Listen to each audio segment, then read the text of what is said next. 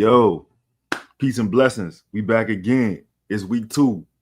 It's me and my dog. We in here to talk about a whole bunch of stuff, right? It's the wake up call with Chris and Lito.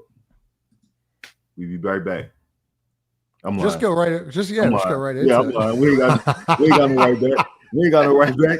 Fuck it, we here. Saints what's good? Justin, we gotta get a new intro. We gotta get an intro, man. We gotta get an intro. Yeah. Hey, listen. We start with the Saints. Yeah, Saints kicked their ass kicked 44-13. At one point, they were down 38-6 in the first half. Hey, are they in hell?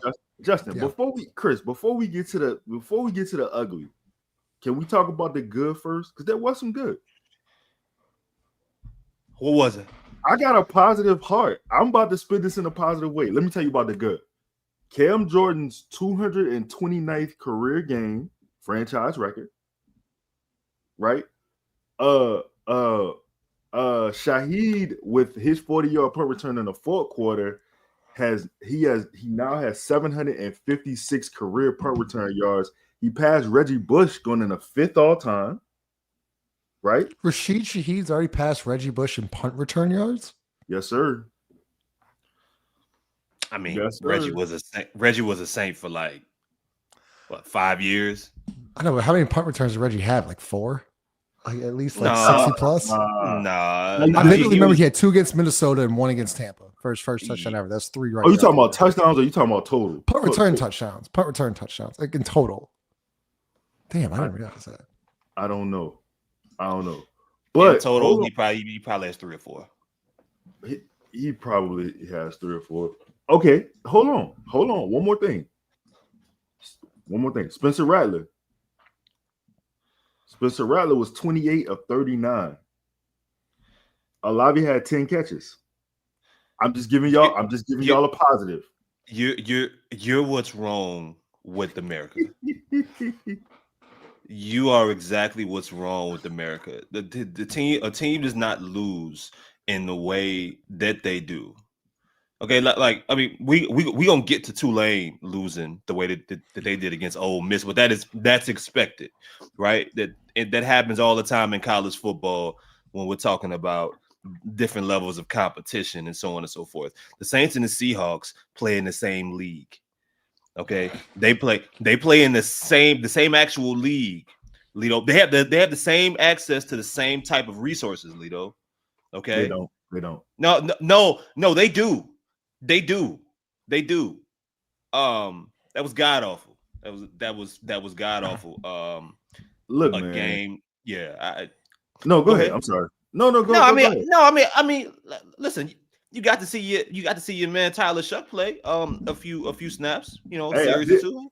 I didn't see him play because I didn't see it. I was checked out by then. I didn't it was nothing that Tyler was gonna do that was gonna sway me in a direction where I'm gonna be a believer. I just Chris, what are your thoughts on the offensive line play, especially with Juwan Johnson and Cesar Ruiz? Let's play this clip here. Let me know your just initial thoughts.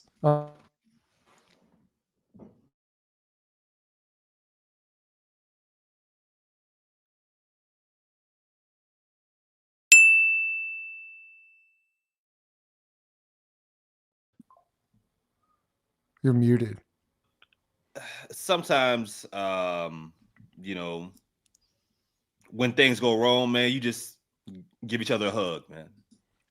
I don't know what I'm supposed to say to that, bro. Look, I don't know if the Saints looked. They didn't look focused. They looked like their mind was someplace else. They were undisciplined. They looked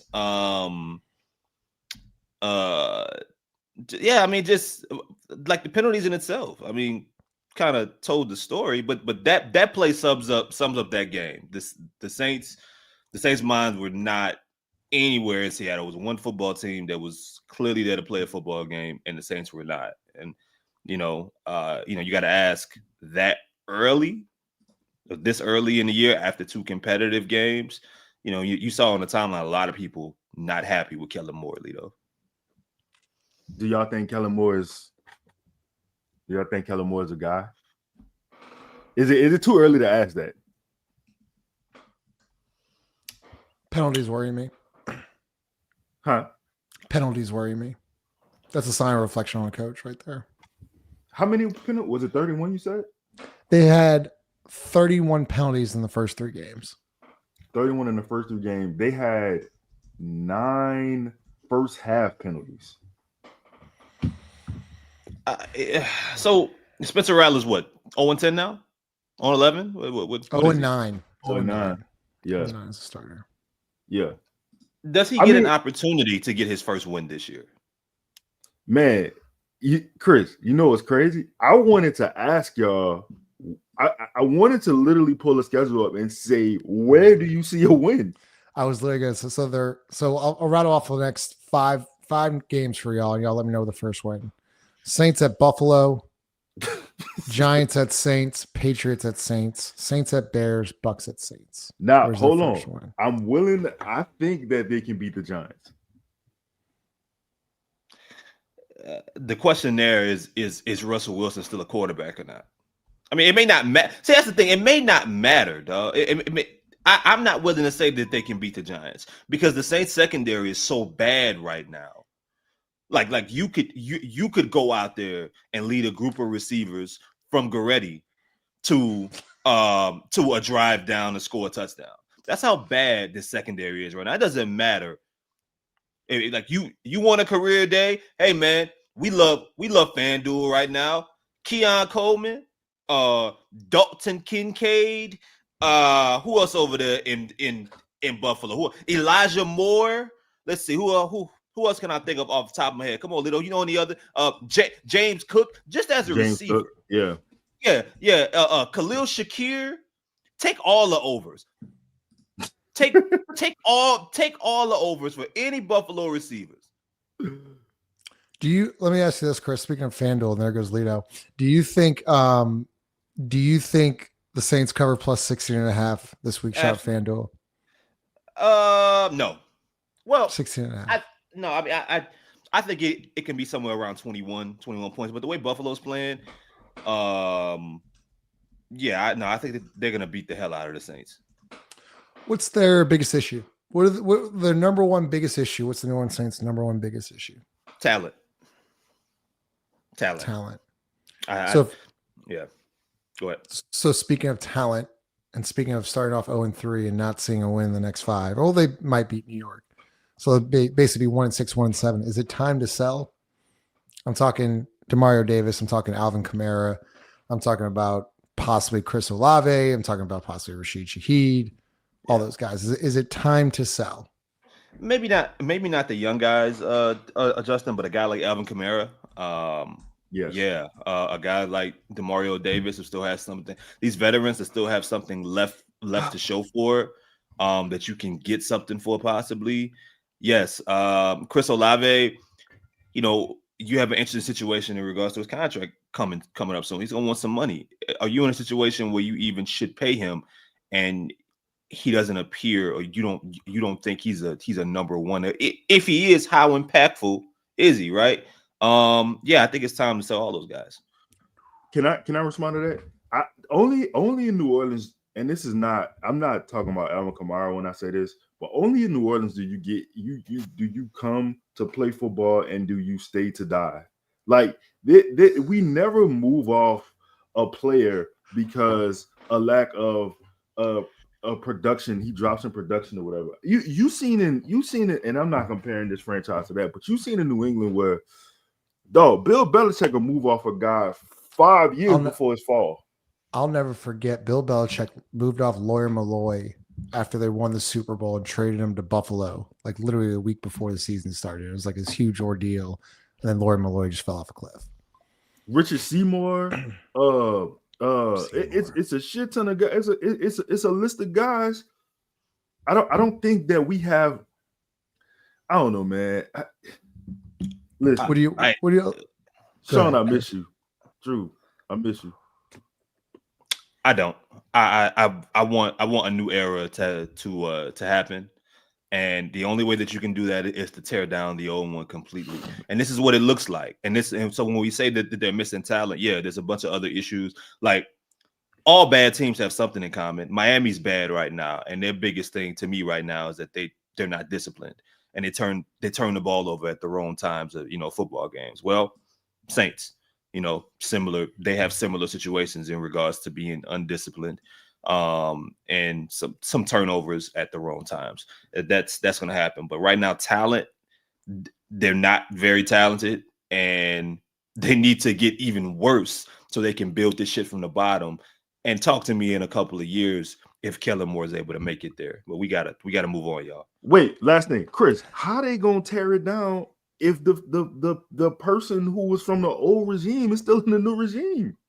Like you still got his blue. Like it's never gonna be a tear down. They never gonna just say this is a rebuild. Never.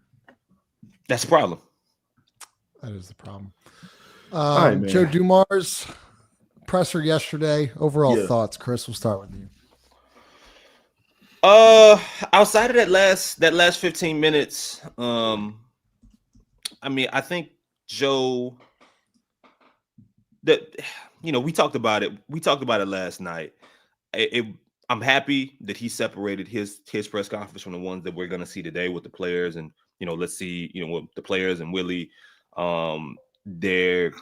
It's clear that, or feels as if, while he won't set expectations or give expectations to the world in regards to win totals, he seems to be focused on setting structure with expectations in regards to styles and habits. And I think he tried to make that as clear as possible, what he expects from what you can control. And it's going to be interesting to see how that tags along to the product that we watch, what kind of training camp they have, the rookies, them being tagged to them being aligned with certain veterans. While all these things are like Einstein level, forms of thinking here. We're not in a new realm or dimension here. But some of them seem overdue. So I'm curious if keeping some of these things simple is going to help this team go into a new positive direction. For me, and shout out to Just A. Davis, I felt like I learned that he feels like, although he started by saying he didn't know much about Jordan Poole, I felt like he ended it by saying Jordan was a part of the long-term, like, I guess you could say, rebuild here. I mean, it's not really a rebuild because they haven't built anything, but he's part of the long-term core of this team. And I thought that was interesting because, Jordan Poole, for whatever reason, is divisive. You can look at the timeline, you can look at the Twitter, Facebook, Instagram, wherever you go. Jordan Poole is divisive. And I think it's because of style of play. And I think you view that as a lack of seriousness. And I just don't think that's the case, honestly. I think he is very dedicated to his craft. I just think that he got to be reeled in a bit. And to be honest, like, to have that type of offensive talent, being able to try to like figure it into your team is a blessing. Now, I will say, some of the things, I wish.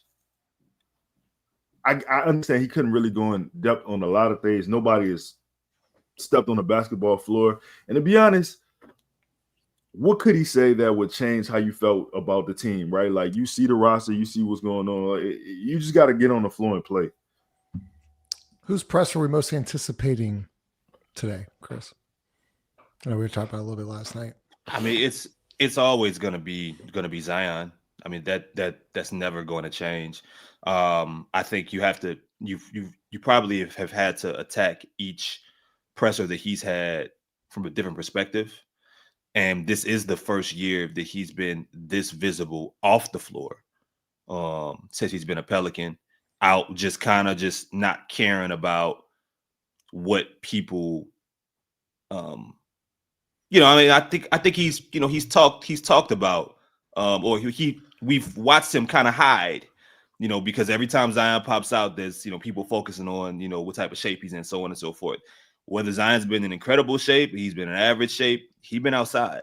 So And then, towards the end, we haven't seen basketball footage, but we've seen him at a basketball court, right? So I think this year now with Brandon Ingram gone, Joe Dumars being in, the Pelicans not having really any national expectations, but everything being on him.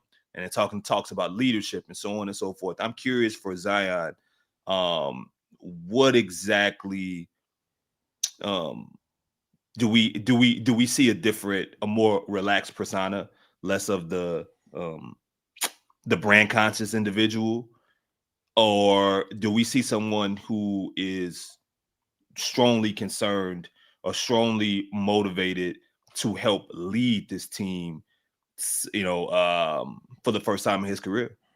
And there were reports yesterday, I think coming from Mark Spears, saying that Willie Green told Mark Spears, Lito, that he's seen Zion take more of a leadership role this year. Do you believe that? No, I don't believe nothing that I ain't seen. Nothing. Like, What do you need to I see from Zion? I need to see him on the floor. Like, I need to see him on the floor consistently. I need to see him, like, giving a fuck. I need to see him in a role where, like, it's not questioned about his level of care for the sport or the organization. I need to see, like, last we left him, he was getting fined for missing flights.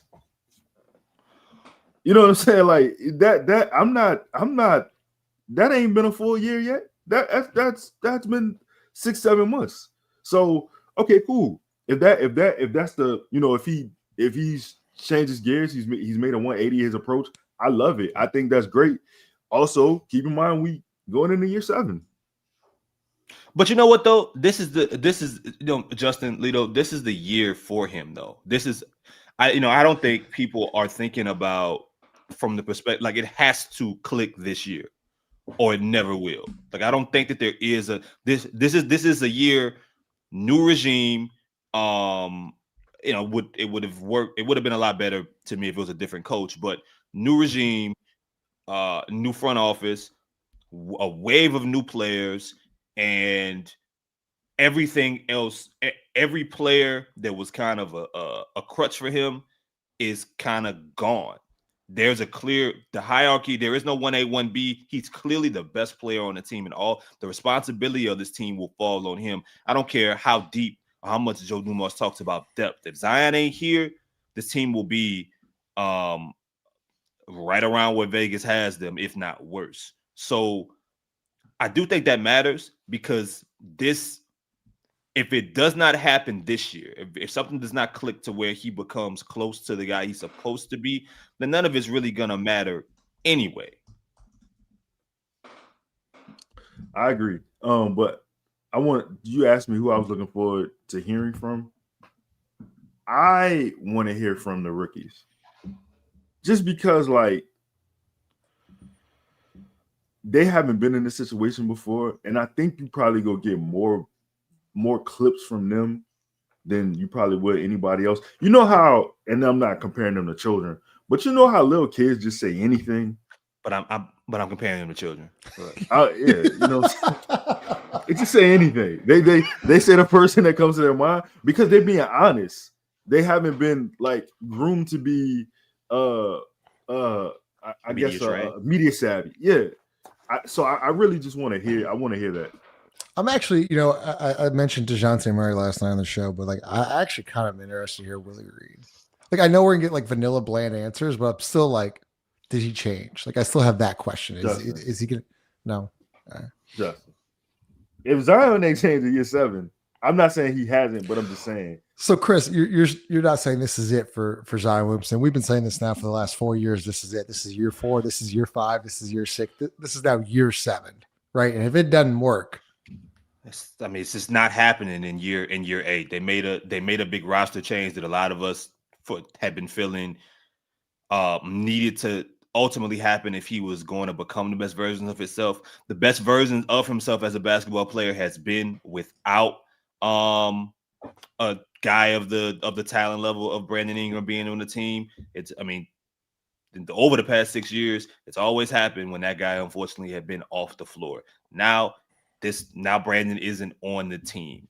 We have to see if Zion's able to be that guy, consistently stay healthy and lead. It has to happen this year, or I think it just makes sense for both parties to look in different directions or just think differently completely about where Zion fits in this league. No more talk about being a superstar or not. Yeah. Real quickly, before you go ahead. I was gonna say, lastly, I just feel like it don't matter if you the guy. It don't matter who playing. Don't matter who on the floor. No matter who off the floor. Like, you the guy. You should always be the guy. And Dumars also mentioned yesterday, Herb Jones and Trey Murphy have been fully cleared and they should be ready for opening night, which is obviously a good thing for the Pelicans. So yeah, media day starts in 20 minutes, 9 a.m. We will obviously have that recap later tonight as well. On to Tulane. They just got their ass totally kicked against Ole Miss. I feel like, Lito, I'll start with you. We're all from the city. I'll never understand this. Like, I went to LSU and graduated from LSU, and like, there's this weird Tulane LSU rivalry where, as an LSU fan, alumni, like, I cheer for Tulane whenever. Tulane, on the other hand, does not cheer for LSU and like absolutely despises LSU. So for the first time in a while, I cleared out my schedule to watch Tulane versus Ole Miss. And I was like, look, I'm excited. Like, they're plus 12 going on the road. They're 3-0. Can they get a win? And Lito, they lay an absolute egg again against Ole Miss, obviously a top 15 team in the country. Yeah. But I will say this. I do like having Tulane having a legit athletic program, especially in the football realm. Like John Summerall and that athletic program have done a nice job, but they can't seem to ever get over that hump. Listen, first of all, let me just say Tulane uptown. So you know my heart at Tulane might got the best Letterman jacket in the state of Louisiana. That white and green joint with the wave on it. Yeah, man. Justin, it's two different ways. I'm gonna just speak to this game. It's two different weight classes. You got SEC and you got American League football, right? And no disrespect to the American League, but disrespect. You're not gonna beat them, bro. Like you're not gonna beat them with the. I'm gonna say in this iteration of Tulane football, you're not gonna beat them because they did give, what was that, Oklahoma? Didn't they almost beat Oklahoma like 2 years ago? They lost like double digits, like 10 or whatever. But like they gave them a run. It was a game. They were in a bowl game a couple years ago against USC. Cotton Bowl.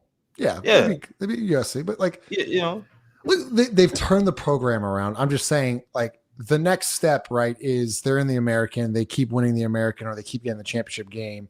They got to win out, Chris. So if they do win out, do they get in the playoff? Is the big question. So I mean, even last year, man, they finished 9-4. I look, they got Tulsa upcoming. And I think it's gonna be tough, man, because again, the level of competition, you have to. I don't think people wouldn't have expected them to beat Ole Miss. If you want to be in consideration for a playoff, you got to keep the game at least close in these kind of matchups, and then you are gonna have to thrash, take care of conference play, which starts, upcoming here. So I think that while what happened against Ole Miss, hey, 45-10, it's over with now. I think if they have any shot, Justin, yes, they have to, no pun intended, roll from here, and they have to dominate the American Conference starting off here with Tulsa. Yeah, I'm glad you mentioned that, Chris. Like, just be competitive, and they just got their ass kicked. An incredible college slate this weekend. You got Bama, Georgia. You got LSU, Ole Miss. You got, I think it's, Ohio State's on the road. I don't have the exact schedule in here, but Chris, we'll start with you. LSU, Ole Miss. LSU stomped Southeastern last weekend. Ole Miss obviously destroys Tulane. Both going into this game 3-0. 4-0. Sorry, 4-0. I've caught myself there. 4-0. But the storylines, Chris, it's not LSU. It's not Ole Miss. Reporting yesterday, Lane Kiffin's daughter decided to post on social media that she is now dating the star linebacker of LSU, Whit Weeks. How weird. Like, why announce it now? Is where I'm trying to get at. Why announce that now? Somebody pulling strings. Who's advanced? Like, what was the play there? This mind games, man. This out of Lito's old book, man. You know what I mean? You gotta, you want to pull a distraction, and one of the more important players is on the opposing team in a divisional game. I mean, well, not a divisional game, but in a rivalry game. You want to call first of all, for those that don't know, this game has a name. It's the Magnolia Bowl. Magnolia Bowl, you're right. Man, I totally forgot about that. Yeah. So I mean, in both two teams that are gonna be competing for playoff spots. This is important. So you gotta get every edge you can. And Lane Kiffin, listen, bro. I don't know if y'all watched the Lane Kiffin documentary. If you keeping up with his career, that man is no stranger to controversy. He lives for these moments. So I wouldn't be surprised if he called his daughter and be like, "Hey, perfect time to launch this thing. Perfect time. Put all the distractions on them. Because what's she losing? What he losing? Lane ain't say nothing. Yeah, it's all on Whit Weeks." So Lane, so before we get to Lito's thoughts, Lane did on X last night or Twitter say take the over and commented on the photo. Yeah. He's a madman. Go ahead, Lito. He's a madman. Hey. Look how happy he is. Look how happy Lito is talking about. I'm telling you, this out of Lito book, bro. Hey, bro. Oh, look. Shit. How do I get out of this? Hey, look. I seen this play before. I might have wrote this play. This is a play that I am familiar with, bro. I got 3 different iterations of this play that I've run before. You know what I'm saying? It's called a bait and switch. Yeah, type shit. It's called a bait and switch. You got a swoop and swap, right? And then you got a slip and slide. You hold on. Hey.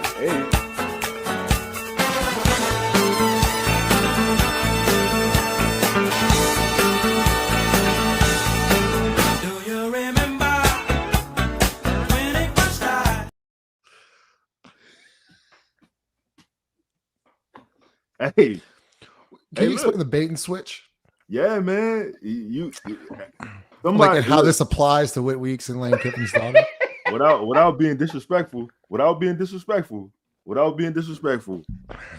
This comment by Dio. Lane hung the bait out, and now he's telling you take the over.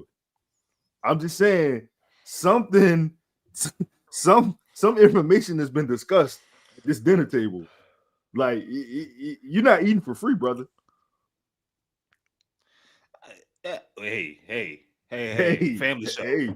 Family show. I haven't even had breakfast. Sunday dinner. Oh my goodness. Hey, look. All right, what does LSU have to do to win this game on the road?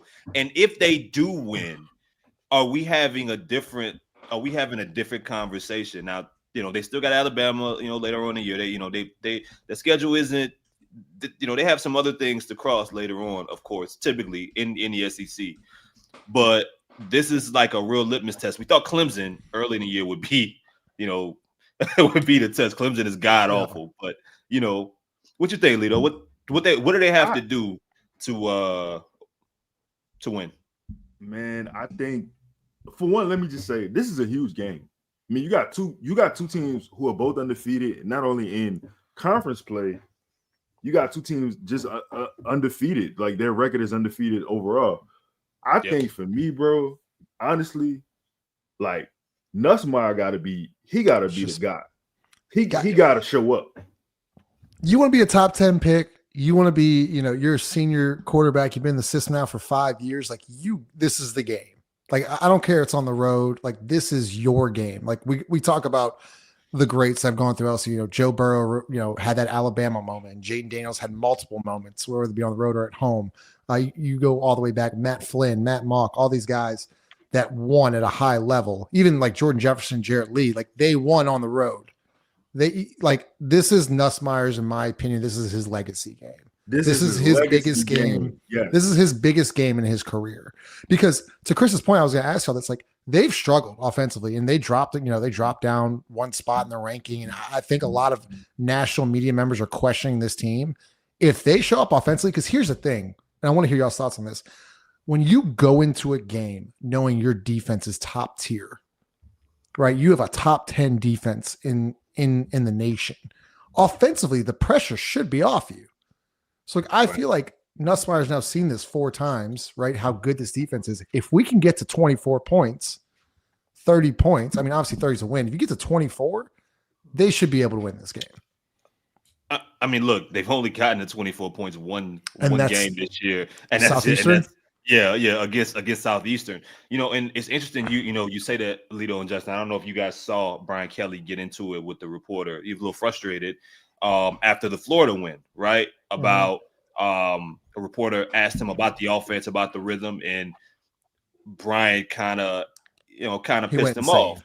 Yeah. He went insane. But it's a fair question because now what needs to be said is that you're winning tough games. Beating Florida is never going to be an easy game. Going into Clemson is never going to be an easy game. But you scored 23 points against Louisiana Tech. Respectfully, like you have A&M upcoming. You have Oklahoma later on in the year. You have Alabama, of course. I mentioned South Carolina, Arkansas. You have some teams that are going to – your defense is not going to be able to hold all these teams to 10 points, 17 points.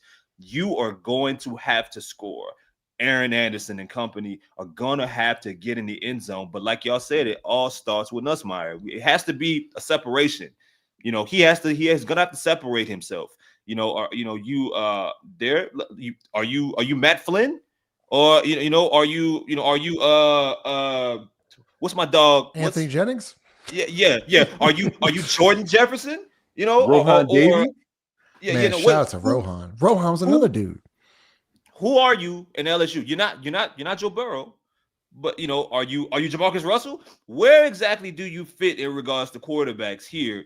Games like this, you need to go out there and show that you're one of them dudes. Do you, Chris? I think their run game is important, and they haven't been blocking well lately. But I also feel like you need a new spark. I want to see Harlem Berry in this game. I want to see the kid from St. Martin's, from the city. I want to he's made for these type of moments. I know they've I think he might be second or third on the depth chart, but you've seen 4 games, you've struggled 4 games. It's time to make that switch, right? And I think Trades Green coming back will be huge, right? He's a huge target in the red zone. He's a big deal. You're going to get the brother back, West Weeks. You have West, Harold, Perkins, and Whit Weeks. And so I think it's going to be a good game. The beauty of this, though, is I think LSU can lose twice and still make the playoff. Mm-hmm. Mm-hmm. But as you said, Chris, they got Bama, they got Oklahoma, they got Vanderbilt, they got Ole Miss. I feel like you got to take care of this one. What you think, Lito? I'm going to say this. In 4 games, I'm out of nuts. You got 962 passing yards, 6 touchdowns, 2 interceptions, a 75% quarterback rating. That's not good. It's not good. That ain't gonna do it. And Kelly said he's been injured. So there is that, but look, man, I respect the coach standing up for his players. I respect the coach giving props to the other team to a tough conference game. I need results. Would you say yesterday, Justin? I need action. This game, they can't be any bail. I'm willing to bet it's gonna take more than 20 points to beat Ole Miss in Mississippi. It's gonna take more than 23 points for you to win that football game. And if they want to be considered more than just a friends playoff team, Justin, or a team that needs 2 losses to get into the to get into the tournament, well, win this game. I agree. Look, you go on the road and lose Bama. Shit, you can go lose to Oklahoma. But you got to take care of Ole Miss and Vandy if you want to be taken seriously. Like we just went through all those national championship quarterback teams, went on the road and beat Ole Miss. Just throwing by the way, Joe Burrow did it. Matt Flynn did it against Eli. Was it Flynn? No, it was Mock against Eli Manning. Matt Mock went to Ole Miss and beat Ole Miss. Then Flynn did it, and then Burrow did it. Yeah. Like you got to beat Ole Miss on the road. So, listen, before we get out of here, I want to say shout out to FanDuel because I don't know what the current line is, but I can tell you last week 2.5. Ole Miss. It was 2.5. The prediction, it was 2.5, but it was predicted 29-23 Ole Miss. Yeah, because look, Lito, Ole Miss hasn't scored. Their lowest scoring game this year has been in 30 points against Kentucky.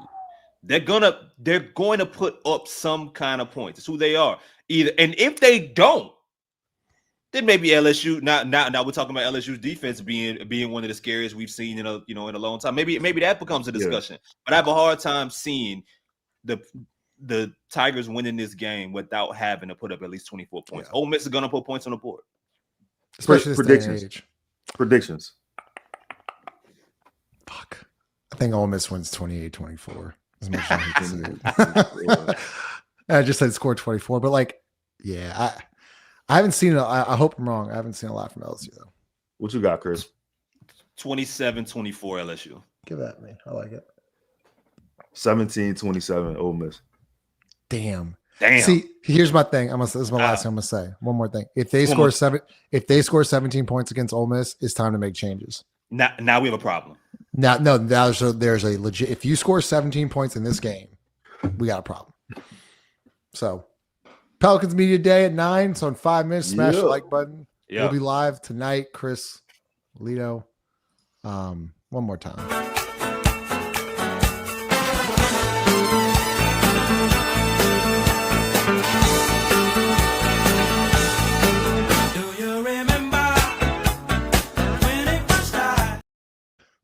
It's the greatest thing I've ever seen. Man wouldn't even interview here.